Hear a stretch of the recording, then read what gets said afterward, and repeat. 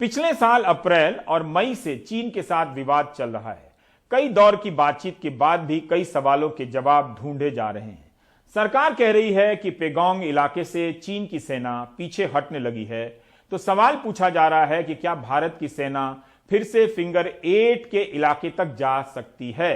राहुल गांधी आरोप लगा रहे हैं कि सरकार ने भारत की जमीन चीन को दे दी है। सरकार कह रही है कि ऐसा कुछ भी नहीं हुआ है। उमाशंकर सिंह और राजीव रंजन की यह रिपोर्ट।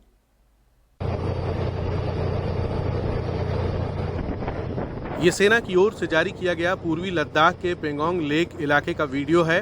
वीडियो में साफ दिख रहा है कि भारत और चीन की सेनाएं पीछे हटनी शुरू हो गई हैं।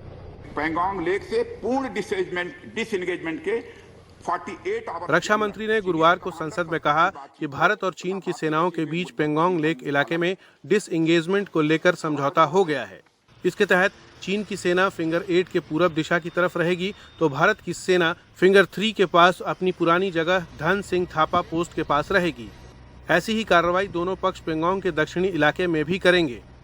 अप्रैल 2020 के बाद जो भी निर्माण हुआ है उसे हटा दिया जाएगा, लेकिन अभी भी पेंगोंग लेक इलाके में कुछ मुद्दे सुलझे नहीं हैं, जिस वजह से दोनों पक्ष फिलहाल पेट्रोलिंग नहीं करेंगे। दोनों पक्ष नॉर्थ बैंक पर अपनी सेना की गतिविधियां, जिसमें परंपरागत स्थानों की पेट्रोलिंग भी सम्मिलित है, को अस्थायी रूप से स्थगित रखेंगे। पेट्रोलिंग तभी शुरू की जाएगी जब सेना एवं राजनयिक स्तर पर यानी डिप्लोमेटिक लेवल पर आगे बातचीत करके समझौता बनेगा। कांग्रेस पूछ रही है कि मोदी सरकार और रक्षा मंत्री राजनाथ सिंह देश को यह नहीं बता रहे कि कब तक अप्रैल 2020 से पहले की यथास्थिति बहाल हो जाएगी। राहुल गांधी ने मौजूदा समझौते को चीन के सामने पीएम मोदी का मत्था टेकना बता दिया है। गिव तो क्लियर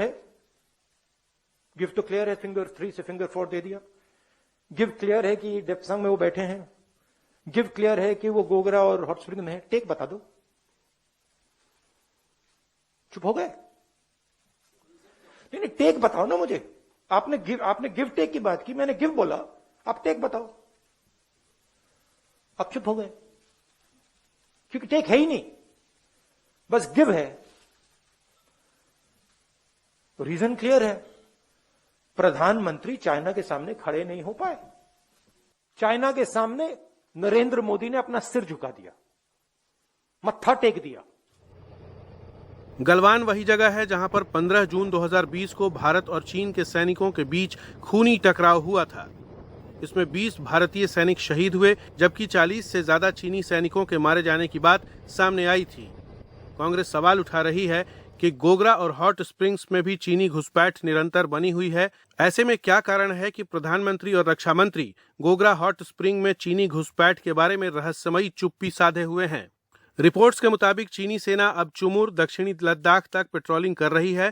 क्या कारण है कि प्रधानमंत्री और रक्षा मंत्री राष्ट्रीय सुरक्षा के इस महत्वपूर्ण मुद्दे को लेकर एक शब्द बोलने से भी घबरा रहे हैं। चीनी घुसपैठ के बावजूद भारतीय सेना ने सराहनीय तरीके से शौर्य और पराक्रम का परिचय दिया और पेंगोंग त्सो लेक इलाके के दक्षिण बैंक में कैलाश रेंजेस की सामरिक चोटियों पर अपनी मौजूदगी बना ली। रक्षा मंत्री के आज के बयान के बाद लगता है कि अब हमारी सेना को सामरिक दृष्टि से महत्वपूर्ण कैलाश रेंजेस के इन स्थानों को खाली करना पड़ेगा, वापस लौटना पड़ेगा। हिंदुस्तान की जमीन, पवित्र जमीन, नरेंद्र मोदी ने चाइना को पकड़ाई है। और अध्यक्ष महोदय, उधर रक्षा मंत्री पहले ही दावा कर चुके हैं कि इस समझौते से भारत को कोई नुकसान नहीं हुआ है। मैं इस सदन को पुनः आश्वस्त करना चाहता हूं कि इस बातचीत में हमने कुछ भी खोया नहीं। मैं सदन को यह भी हालांकि रक्षा मंत्री के संसद में दिए गए बयान के बाद भी कई सवाल बचे हुए हैं। मसलन चीन पर हम कितना यकीन कर सकते हैं। पिछले साल अप्रैल महीने में सैन्य अभ्यास के नाम पर चीन की सेना सीमा पर आगे आ गई और अभी तक हटने का नाम नहीं ले रही है। पेंगोंग इलाके में चीन की सेना पीछे जा रही है, लेकिन भारत की सेना पहले की तरह पेट्रोलिंग करते हुए फिंगर 8 तक नहीं जा सकती है। चीन के साथ सीमा विवाद सुलझाने के लिए करीब 22 साल से बातचीत हो रही है, लेकिन अभी भी हालत ये है कि लद्दाख से लेकर तवांग तक LAC पर सेना हाई अलर्ट पर है।